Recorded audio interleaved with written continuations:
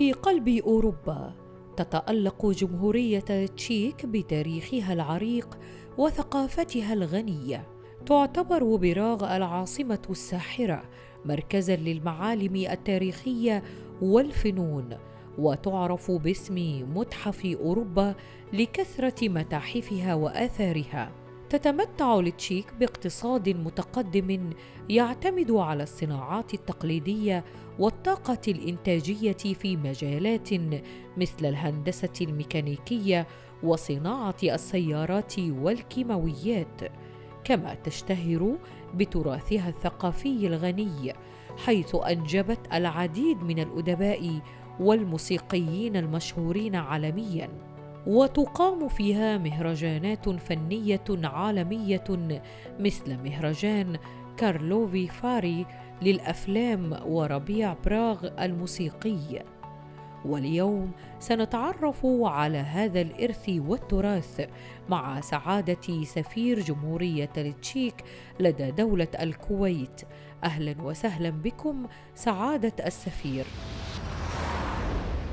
أهلا بكم مشاهدينا مجددا في حلقة جديدة ولقاء متجدد من برنامجكم مع السفير. معي ومعكم في حلقة اليوم سعادة سفير جمهورية التشيك لدى البلاد يوراي مخيال، في لقاء لا يخلو من التنوع والثقافة والتشويق. Your Excellency, welcome to our program. Thank you very much and wish all the viewers happy Ramadan. Your Excellency, can we know when did you present your credentials and what are your most outstanding memories about that day? It was in October last year, and very briefly, I had a very cordial discussion with His Highness about the bilateral relations and geopolitics. And the flavor to it was that it was in an excellent environment of Bayan Palace. Your Excellency, can you share with us your impressions of Kuwait and some details about your experience here as the Czech ambassador here? Kuwait is a very nice country. I really like it. The people are very friendly, very nice. You have an excellent cuisine, which I'm not very happy about that because I'm gaining weight. I can't resist it. So that's really a very good impression and impact.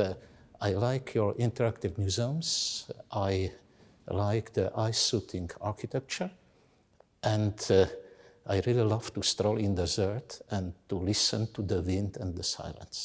Wow. How do you evaluate, Your Excellency, the strength of the bilateral relations between the Czech Republic and Kuwait?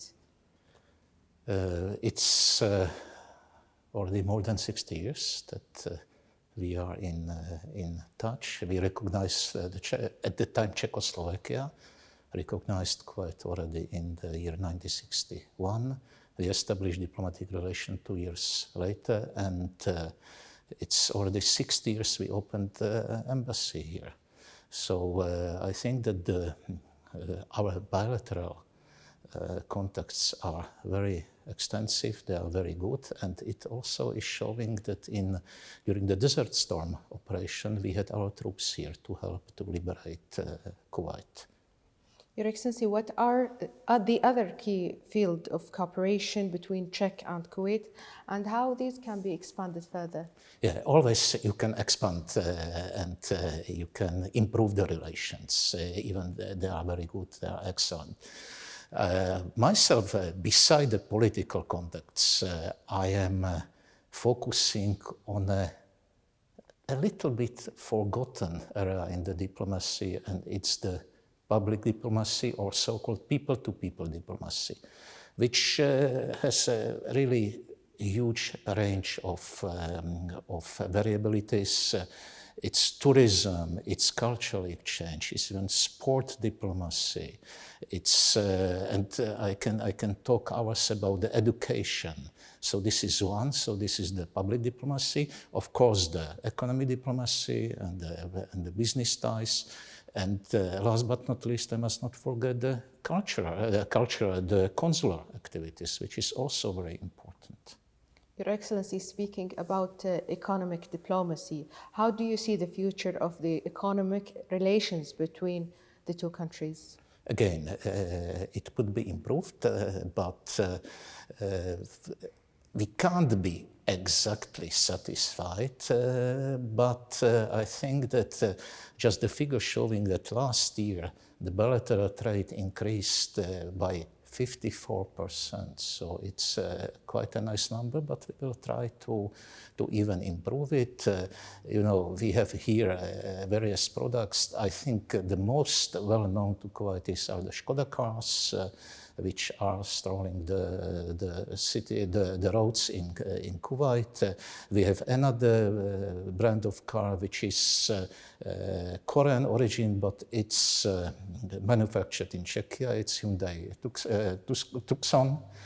And of course, you can find here tires of the Czech production. Next, and you can find a lot of pharmaceutic goods, even some groceries. So we are trying to work hard to even improve it. And I must mention it, which is a really very unique thing. And there are chandeliers here in Kuwait, which you can find, for example, in Asima Mall. There's the biggest chandelier in the world. It was manufactured by a Czech company last week, and it's even in a Guinness Book of Records, which makes it very unique. This company is, for example, their chandeliers also in the St. Regent Hotel. They have the chandeliers also in Avenues Mall, and I can continue. So, but still, I would like to improve this, and that's one of my main point of the missions here.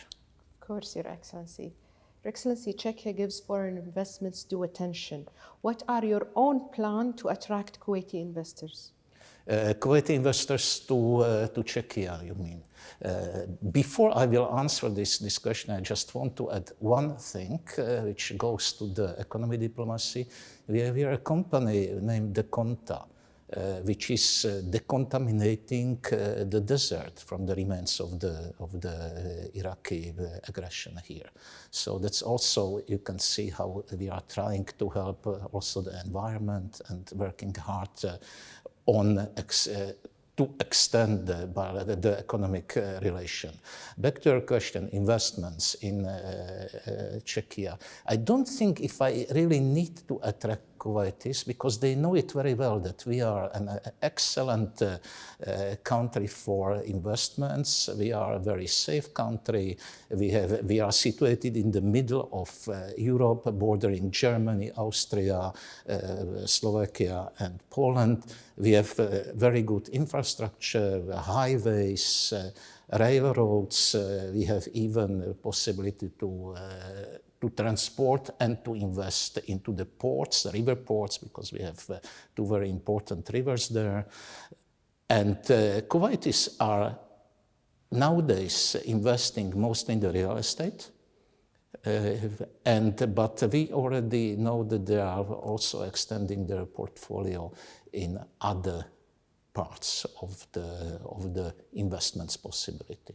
So yes, we are welcoming. We have here a commercial section which can help to establish contacts between Kuwaiti funds or the people who are interested to invest in Czechia and the Czech institutions. Your Excellency, speaking about Kuwait and being here as the Czechia ambassador, how do you see Kuwait's humanitarian role? Are there any partnership with the Czech Republic in this area? First of all, let me praise the effort of the Kuwaiti government institutions in humanitarian and also development efforts towards the country, which really need it. Nowadays I am following very closely your humanitarian operations in Palestine, in Syria, also in Sudan, which I'm very happy that the focus of your government is also on this part of the world. And really by chance, yesterday I had a meeting with the leaders of the Kuwaiti Arab Fund for Development, for Arab development. So, and we discussed possibilities of cooperation between the Kuwaiti Arab Fund and between the Czech institutions which are involved in the humanitarian and other relief operation. By the way, you can see here the posters which are showing it's part of the exhibition, which are showing our reconstruction program in the Middle East. And in this, I would like also to cooperate with your authorities. And the co-author of this exhibition is my deputy here. So she knows very well, Mrs. Otipkova, how to help to reconstruct the Middle East, which really needs it. Your Excellency, now we will take a quick break and we will be right back. مشاهدينا فاصل وراجعين لكم.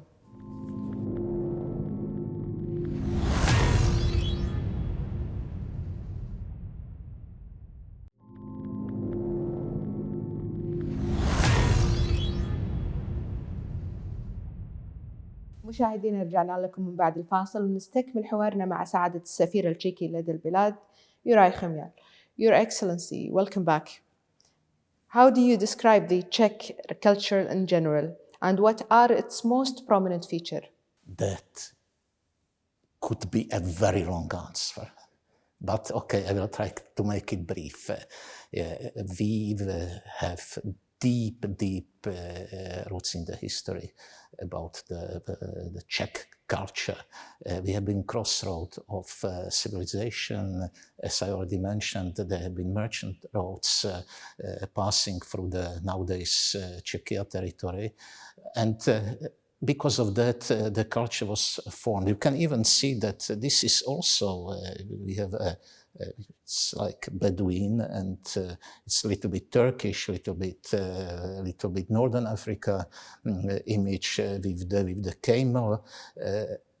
And the travelers came also from this part of the world to Prague, which you mentioned as a very ancient city, and it left the impact on the Czech also handcraft. So yes, but I will jump now. I will skip the history excursion, jump to the near past and to today. We had very good painters. For example, I can mention Mr. Mucha from the beginning of the 20th century. We have well-known writers, Mr. Kafka, who was also working the beginning of the 20th century, is well-known also here in Kuwait. I even found his translations to English and Arab language here in the bookstores. I can mention Mr. Seifert, who is the Nobel Prize winner for literature. I can move to the movie industry. We have excellent movie makers. Also, they won Oscars for their movies, just to mention Mr. Menzel, Mr. Forman, or Mr. Svěrák. Then I can move whatever part of the culture you will ask me. I can always tell a lot of personals. Just maybe last but not least, excellent composers, Dvořák, Smetana, Janáček, which music could be also heard here in Kuwait. Your Excellency, as you mentioned, the Czech Republic is culturally diverse. How does this diversity affect national identity? That's an interesting question, because myself, I am from the Polish minority. I am half Hungarian. I was born in Hungary, and so I can feel that all the minority cultures are integrated into the whole overall Czech culture, and even each region, and not even each region, but each district has its own folklore or culture, and all this forms this culture, national culture identity. And then you have the beautiful Czech culture, which part of you can see from time to time also here in Kuwait, because we are bringing exhibitions, showing posters. Just maybe I could mention that we had a Franz Kafka exhibition here. We have the exhibition of successful women. We will have the exhibition of the UNESCO heritage sites, cultural sites in Czechia. Your Excellency, what aspects of Czech culture do you think Kuwaitis would find most interesting? From my own experience, it's music and the classical music. So that I think it could attract them. Also, of course, our painters. I met some Kuwaiti visitors, tourists, on exhibitions in Prague, which have been showing it was an overview of the Czech painters from I think it was from the 19th through the 20th century, and they really liked it. I spoke to them because they knew that I'm going here as an ambassador. It was last year, and they told me that they really like the exhibition. Are there any Czech-Kuwaiti collaborations in art, music, or education? Not directly to my knowledge, but as we are exchanging, we are bringing the Czech culture here, and I know that Kuwaiti embassy is from time to time also showing some pearls from the Kuwaiti culture. So at least through this channel, there is an exchange of the culture heritage of our countries, and we have to offer a lot, and of course you have to offer quite a lot. I really like your culture. I studied about Kuwait nearly more than 40 years ago. It was part of my Oriental studies because I finished African and Oriental studies. Africa study was my primary, but nevertheless, I was very lucky because from the Oriental studies, we have the best teachers in literature, culture, religion, focusing exactly on the Gulf states, including Kuwait. So I learned already long ago about your marvelous history, especially as merchants, traveling, bringing, taking goods, but bringing also other cultures from for example, India, and about your pearl diving history. So, and you have really to offer not only Czechia, but the whole Europe at least, plenty of your cultural heritage from the pre-Islamic, Islamic, and also nowadays. Thank you, Your Excellency. Can we know what is the most outstanding Kuwaiti tradition you may describe as unique? In one word, Divania. Divania. And I like them very much. It's really unique, and I hope that it will find its place in the non-material heritage of UNESCO, because I think that the world should know about that. And I enjoy to visit Divanias during the Ramadan. It's very hectic. So you really don't have time to discuss, to listen, but outside Ramadan, I attended quite a number of Divanias, and I had a very good discussion with Kuwaiti people. Your Excellency, what is the number of your community here in Kuwait, and how do you communicate with them? Okay, I can count it on my fingers. It's unfortunately it's nowadays not very big, not very large one. I think about 50, 60. And the communication is via the social sites or via our web page. But we are meeting them, we are inviting them regularly on our events, we are discussing them. And here just behind these beautiful posters, we have a small library of the Czech and Slovak books, and they can come and they can borrow them. So that's how we are trying to keep in touch with the community. Your Excellency, how do you see tourism contributing to the strengthening of relations between the two countries? it's one of the most important tools. As I mentioned already, the public diplomacy, or better to say people-to-people diplomacy. So it's exactly bringing the culture. It's bringing the culture and observing the other culture of the visited country. It's not only it does not go only for the Czechia or for Kuwait, but it goes for the whole tourist industry. The people, of course, are going also for leisure and so, but always they are somehow absorbing the culture of the country which they are visiting. So it's really a very important tool. And I know that even Kuwait is coming to Czechia, and they ask our people what we are doing here, and we told, okay, you can delay in thermal spas, medical spas, you can enjoy. Definitely, Your Excellency. So now we will take a quick break and we will be right back. مشاهدينا فاصل وراجعين لكم.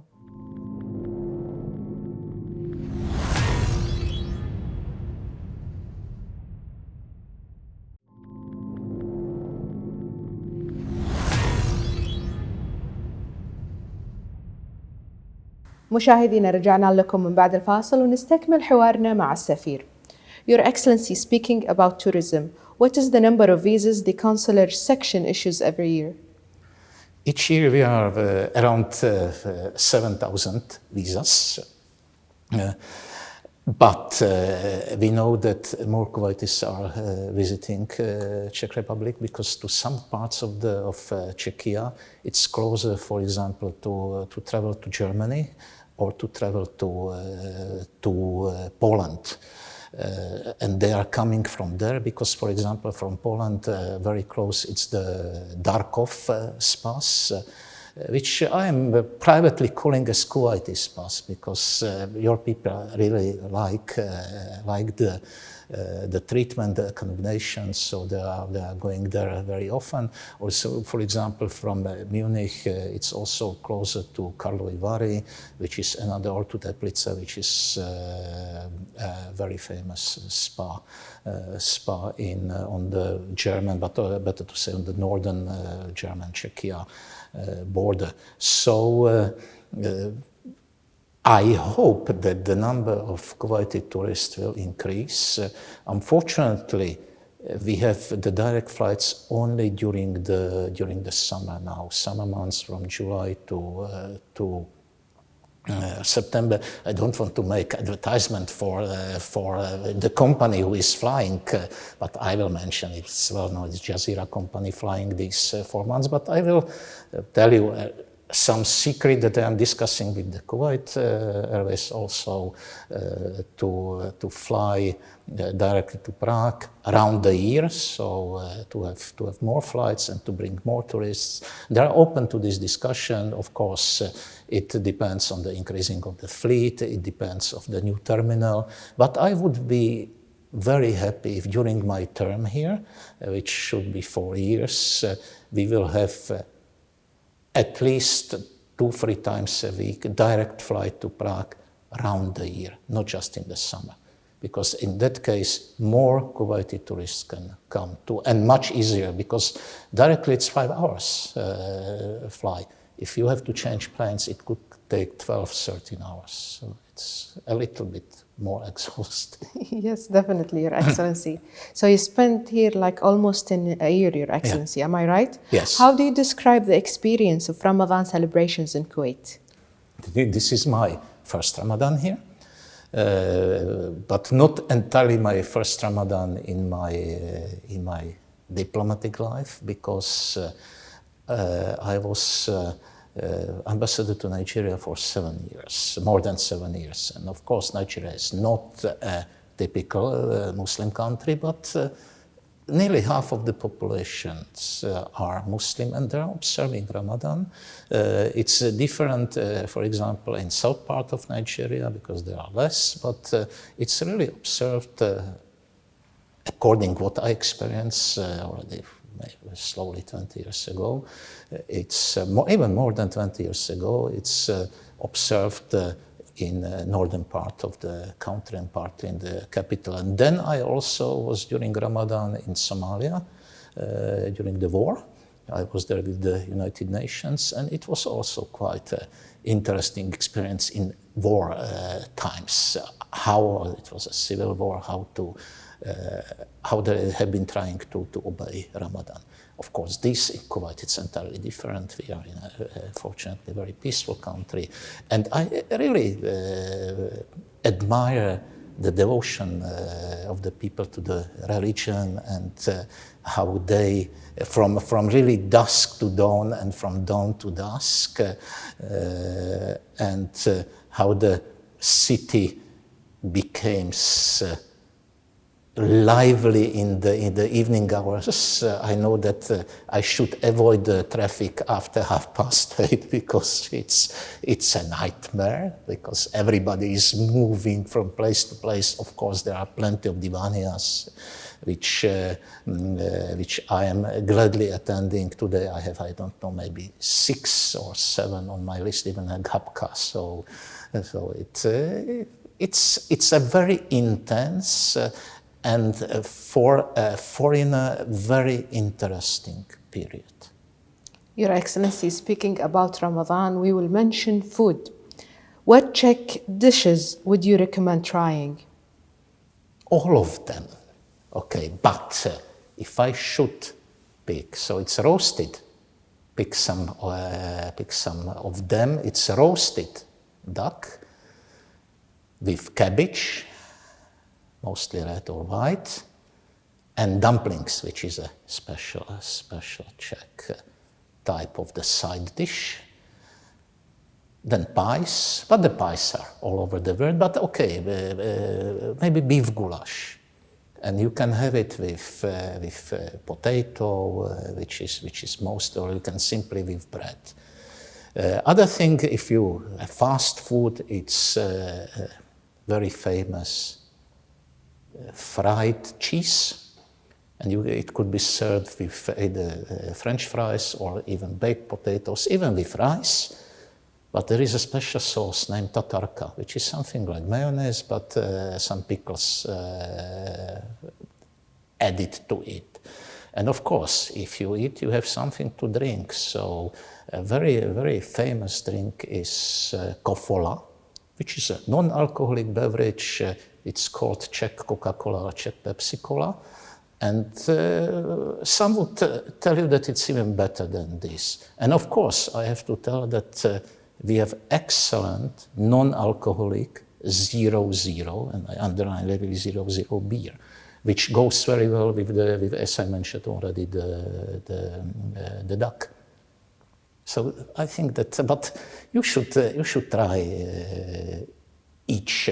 We have very good sweets, but I think you have, okay, some of the sweets you have better, desserts you have better. But yet on the other hand, we have very good cakes, which are very famous, for example, so-called small wedding cakes, mostly done or prepared in Moravia part of Czechia.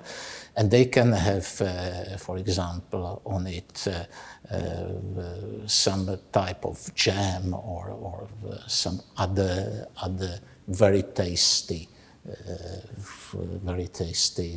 addition on the top of it.